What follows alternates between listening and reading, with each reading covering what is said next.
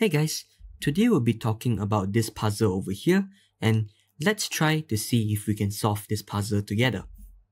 Alright, so both white and black has 7 pawns each, and all the pawns are locked with a fixed pawn chain. And important thing to note that this puzzle is white to move, and black's last move wasn't pawn to g5. It's not pawn to g5. Pawn to g5 has been there a long time ago, so en passant doesn't work in this position. Alright, so no en passants. So let's try to use logical thinking and creativity to figure out some ideas that we can use for white to try and win this position. A very common idea and an idea that most will come to mind for most people is to sacrifice the knight by capturing a pawn. So for example, playing a move like this. So knight takes, pawn takes. Now even though we get a pass pawn on c4, we can't really push it because the black's king will just come out and capture. And if we don't push it, the black's king can just come to c5 and just blockade the pawn. And we are unable to make any progress because the white's king cannot enter from the left because the pawn on b4 covers it, and the white king cannot enter from the right as well.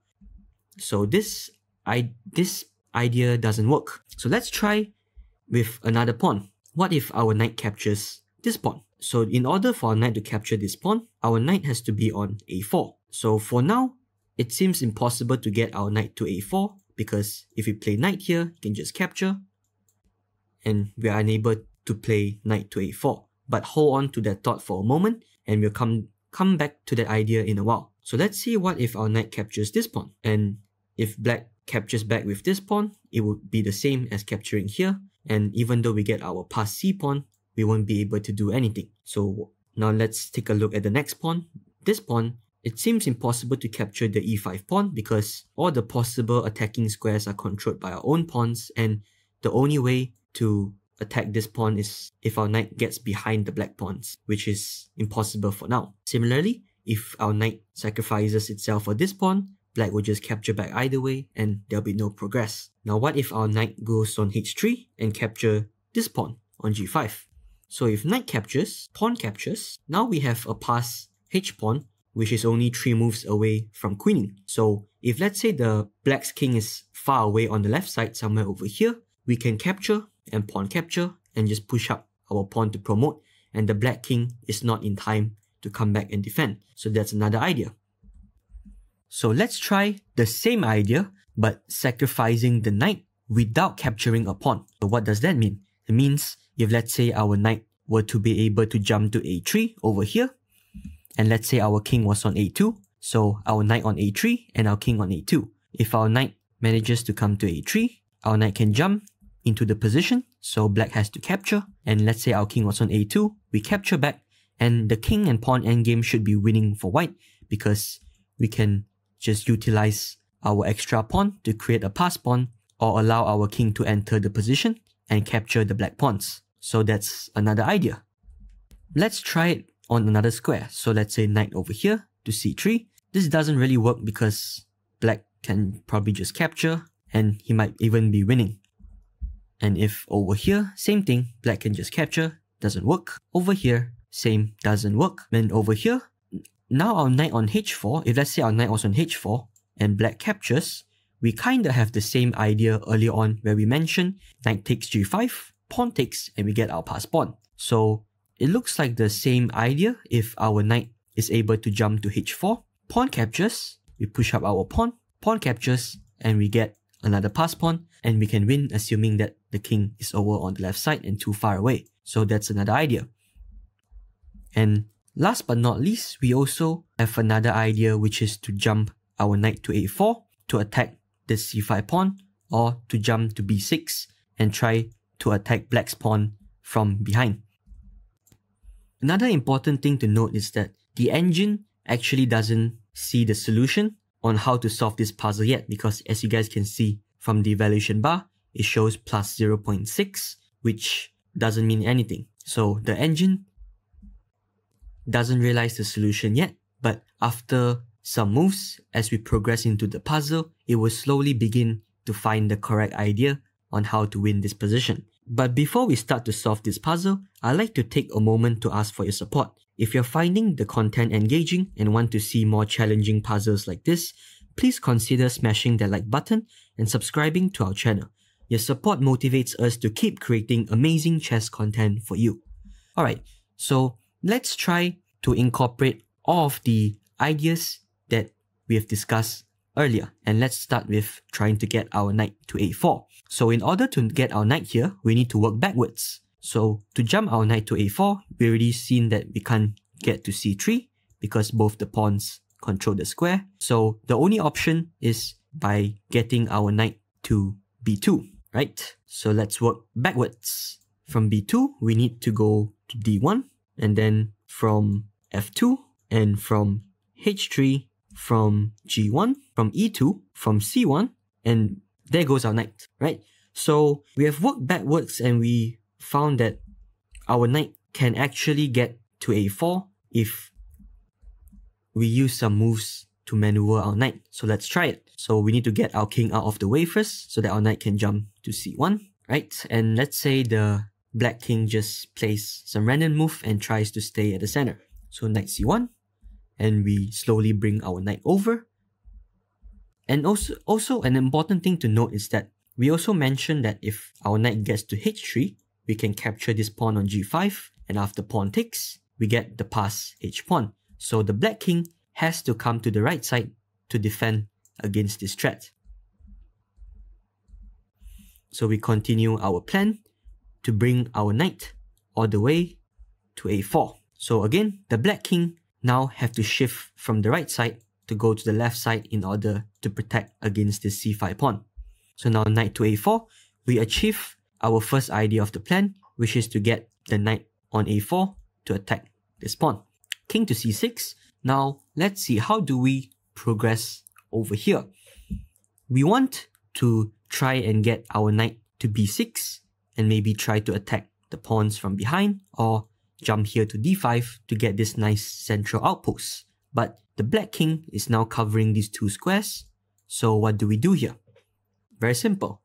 A very key concept in most endgames is to play a waiting move. So it would be a move like, for example, king to c1 or any king move.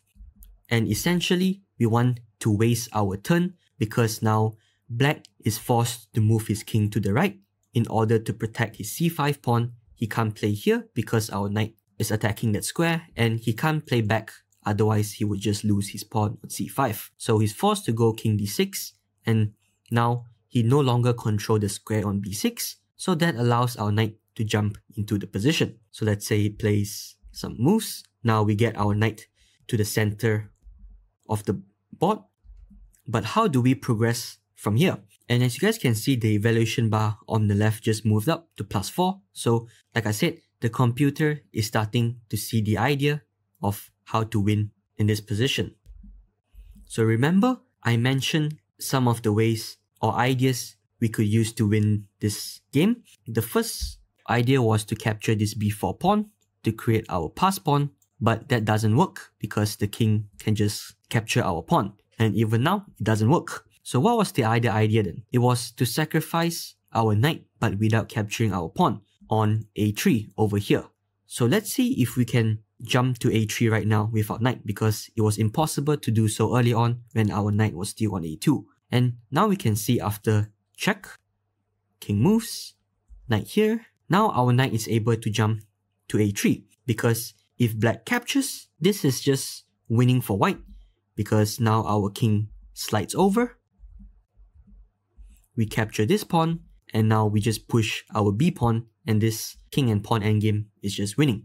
Also, another important thing to note that even if black's king manages to reach to a5, it is still winning for white, because now imagine if the king was here already on a5. We just push our pawn, he captures, and even though it might seem like we're giving away a pawn because the king on a5 protects the b4 square as well, it's not, because after push, captures, let's say the king is here protecting, we just move our king to b3 to the right, and the black king on a5 has to move away and no longer protect the b4 pawn. So after he moved back, our king on b3 just capture, and essentially we get the same position like this, where we have our pass pawn, and this is winning for white. So we have to go back to this position, and we know that black can't capture our knight, otherwise he would just lose. So let's say he just ignores the knight and just plays more king moves. So where do we progress with this then? If we go back, there will be no progress because it will just be the same position. But remember, the other idea with our knight, not only we can put it on a3, we can put it on h4 as well. So let's see if we can get our knight to h4 now that our knight's ready on a3. So knight c2, knight e1, knight g2, and knight h4. And there we go. Our knight is now able to get to h4, which we couldn't earlier on when our knight was on a2. So now let's try this idea and put it to motion. So knight go there. We bring our king over as well because our king needs to be on h3 so that when we play knight h4, after captures, we can capture back with our king. So after maneuvering our pieces all the way to the right side, our knight finally is able to jump to h4. Now if black captures, we just recapture, and if the king moves anywhere, let's say over here, we just push our pawn, and this is winning as we have a pass pawn and our king can just go to the left and gob up these pawns. And also, if let's say the black ignores our knight and just move his king, let's say over here, we just give check. Now the king has to defend the h6 pawn, so king to h7, and now again, the same trick we used early on when our knight was on a4, attacking the pawn and wanting to jump to b6, we now play another waiting move that with either king g2 or king h2, and the black king is forced to move away, and that will leave his h6 pawn undefended for our knight to capture, because he can't play king g7 as our knight controls that square. So after king moves, capture, and this is winning for white as now we get our pass h pawn. Now you might be wondering, earlier on in this position, over here, it was black to move, that's why he had to move away and give up control on the g5 square. But what if it was white to move and not black to move? So white has to move away and the king can just come to g5, right? Good question, so let's see. So we go back a couple of moves, and over here, instead of playing king up and we get this position where it was black to move, we just go back, and now black plays a waiting move, for example something like this. Now after knight up, captures, king f6. So now it's white to move, and seems that black has full control on the g5 square.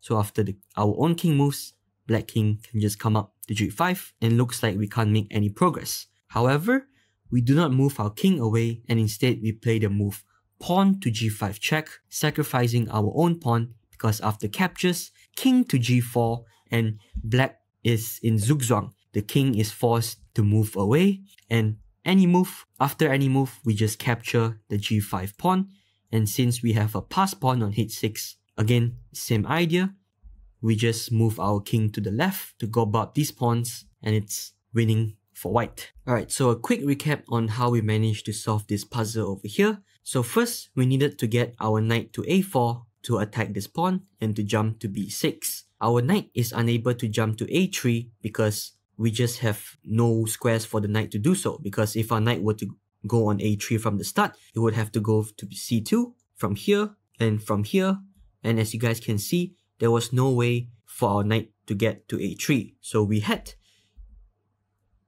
to move our king out of the way and then maneuver our knight all the way here to the right on h3 so that our knight would be able to jump back b2 and then to a4 to attack the pawn on c5.